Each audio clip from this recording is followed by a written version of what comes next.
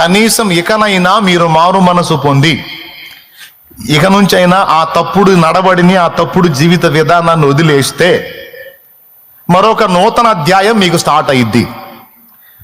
లేదు పాస్టర్లు ఇంతే చెబుతారు, మనం అవన్నీ పట్టించుకుంటే ఎట్ట, మన పేకాట ఎట్ట, మన కోడి పందాలు ఎట్ట, మన వ్యభిచారం ఎట్ట, మన దొంగ వ్యవహారం ఎట్ట, మన దొర వ్యవహారం ఎట్ట, మన ఆ వ్యవహారం ఎట్ట, ఈ వ్యవహారం ఎట్ట, సిగరెట్ వ్యవహారం ఎట్ట, బీడీ వ్యవహారం ఎట్ట అని ఇక లేక వ్యవహారాలన్నీ మనం ఏడ మెయింటైన్ చేయాలి. పాస్టర్ల మాటలు వింటే ఇవన్నీ కాదులే, అయ్యే ఇయ్యే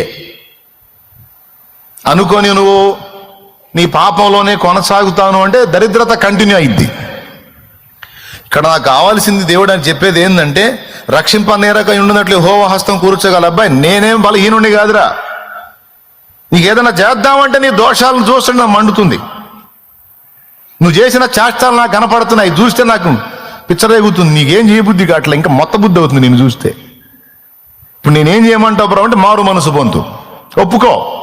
నీ బుద్ధిహీనమైన పొరపాట్లు, ఏ లోపాలు చేశావో, ఏ పాపాలు చేశావో, ఎక్కడెక్కడ డిస్టర్బ్ అయ్యావో, ఏ విధంగా తేడా పడ్డావో, ఎక్కడ పాపంతో రాజీ పడ్డావో, ఎక్కడ లోకంతో పెళ్లి చేసుకున్నావో, విడాకులు ఇదానికి లోకానికి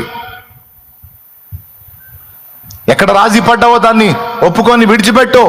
అతిక్రమములను దాచిపెట్టువాడు వర్ధిల్లడు గాని ఒప్పుకొని విడిచిపెట్టువాడు కనికరం పొందును.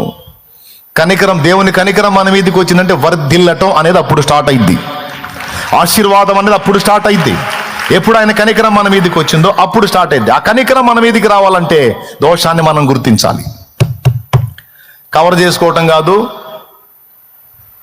లేకపోతే ఏమంటారు దాన్ని కప్పిపుచ్చుకోవటం కాదు. ఒప్పుకోవాలి, కప్పుకొనక ఒప్పుకోవాలి, విడిచిపెట్టడానికి సిద్ధపడాలి, విడిచిపెట్టాలి.